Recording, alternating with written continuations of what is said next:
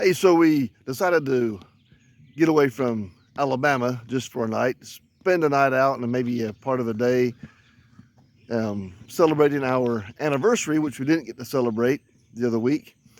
And so we came to the little town of Normandy, Tennessee, and stayed the night in an Airbnb. And this is a cool little town. It reminds me a lot of home, and our host really did a great job of making us feel at home.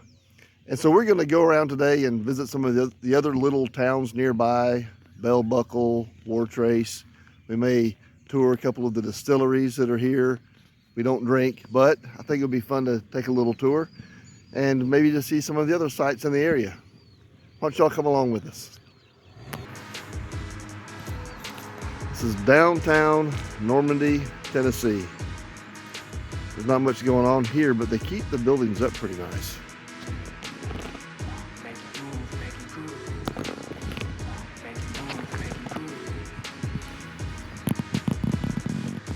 The George Dickel Distillery is that way.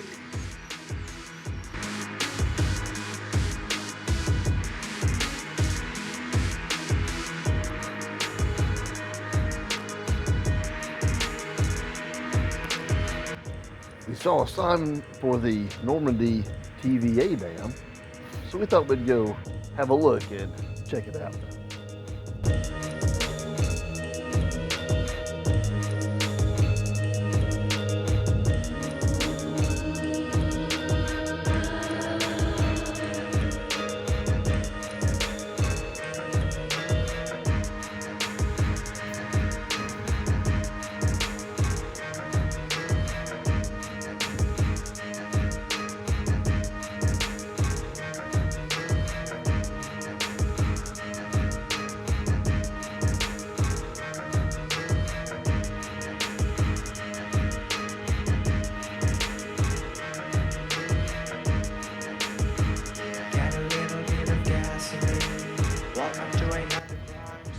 We first thought we'd drive around to the top side and have a look at the water.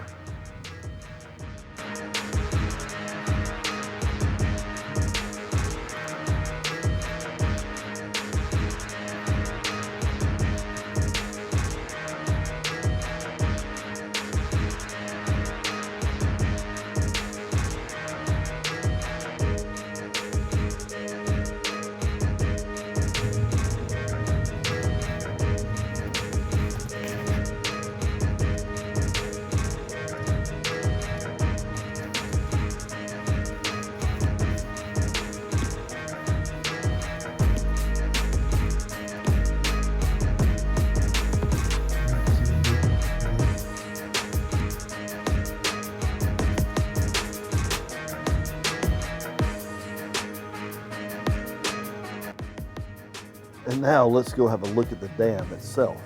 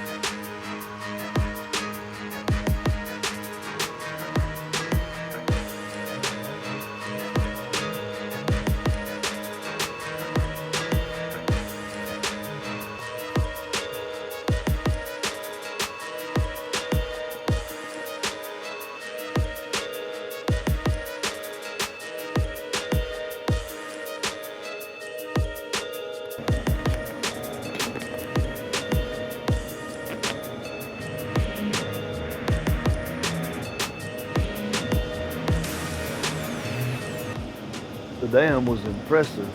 The water was pretty and relatively clear. I bet there's some good fish in this water. But I didn't bring a fishing pole. I really didn't have the time for that. Oh, look, there was my finger.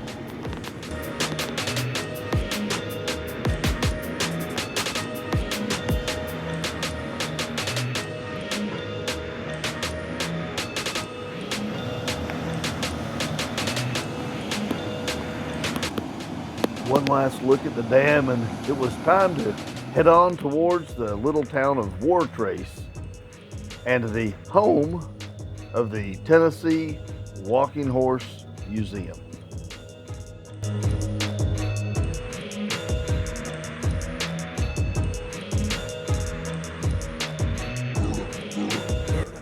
On the way, we saw this sign for this historical marker, so we decided to pull over and check it out.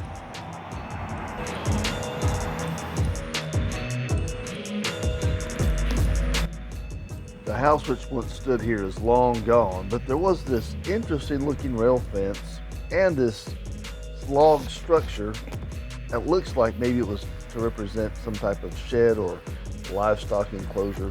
No windows on it, and this door on the front's not really a door, it's just some boards nailed directly to the logs. And while some of these logs were really old and may have been part of some original structure, others were a lot newer, such as this one on the top and a few on the bottom, which are cedar and cut much more recently. Also, the tin roof could not have been used on anything built back in the 1800s. It's just way too new. But overall, it was pleasant to look at and a nice break for me to get out and stretch my legs before we continued the drive on toward Wartrace.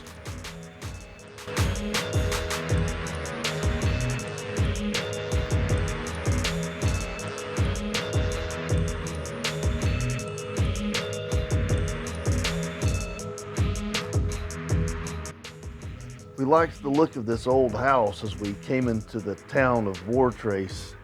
It was interesting looking. And as we approached the downtown area here, I was looking forward to visiting the museum for the Tennessee Walking Horse. I find these little small local museums very interesting. Straight ahead, there to the right a little bit, is the old hotel, which is no longer used. And as we pulled into the parking lot, we could see that the museum was closed, and like a lot of other things, it's only open on the weekends. Headed out of town, we noticed this little arena on the right, and I surmised that it may have been a show arena for walking horses. Anyway, we're gonna head on now towards the town of Bell Buckle. Set your place on fire. Let's get higher. I'm gonna set your place on fire. Let's get higher.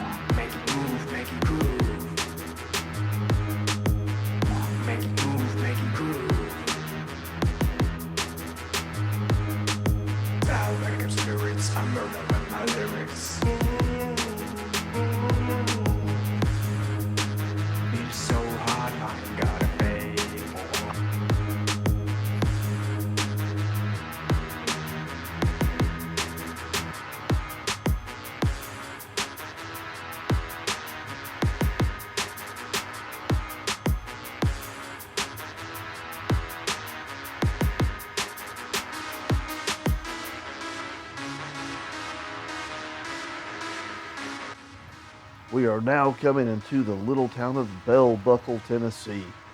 A cool little town with a little bit of touristy feel to it, but still retaining very much its small town atmosphere. There are a number of shops here that we decided to look in, but our first order of business was to visit the cafe. They should have just opened and we wanted to get in there before the place became too crowded. The country food is supposed to be good, and cooked on site, and we were excited. Bills. Everything on the menu looked good. I decided on the chicken pot pie and the carrot souffle. But I must say that the food was even better than it looks. Oh yeah, and that cornbread, fried. The Bell Buckle Cafe, followed by a trip to the ice cream parlor, where for dessert, we had one of their famous fried pies cooked fresh every morning. I highly recommend the cherry cream fried pie, which was delicious. And now to some shops to look around and perhaps find something for the farm.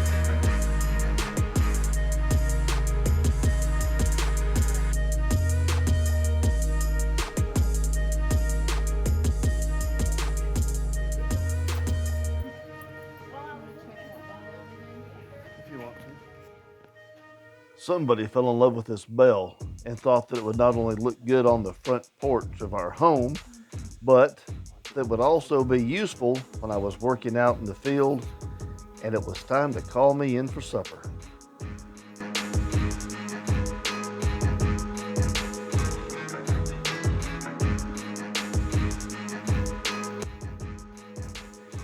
I, for one, kind of like this fish on the wall, but I lost out and we ended up buying this bell and taking it home with us.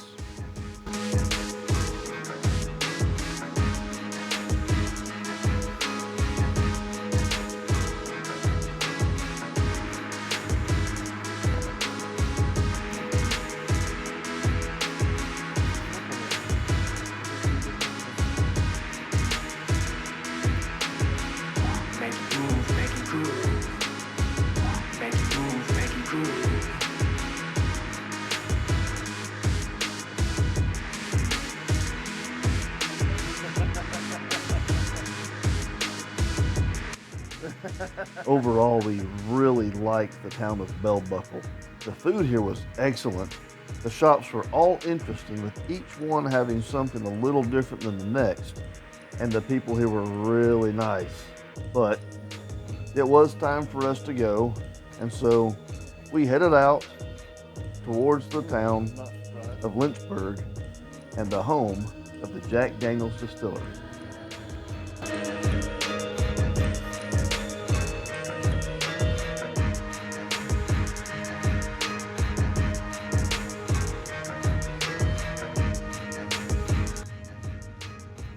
On the entire trip, it seemed like every few miles we would pass one of these huge old plantation homes, some of which were being remodeled or something, as this one appeared to be, but they were just gorgeous and fun to look at.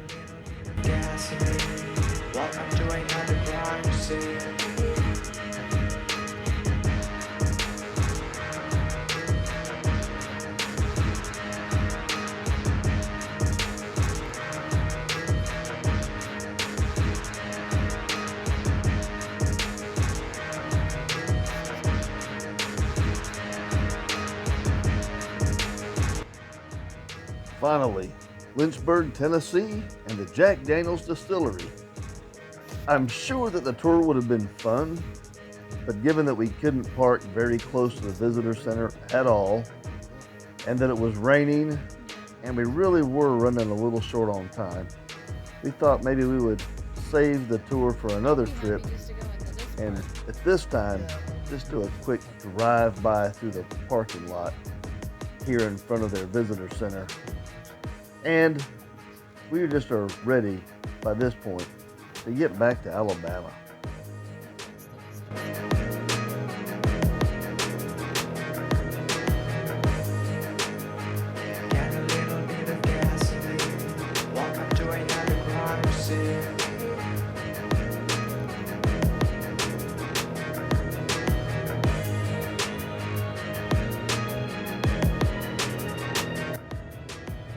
This narrow 2-lane highway was absolutely the longest, straightest road I've ever seen anywhere in the South.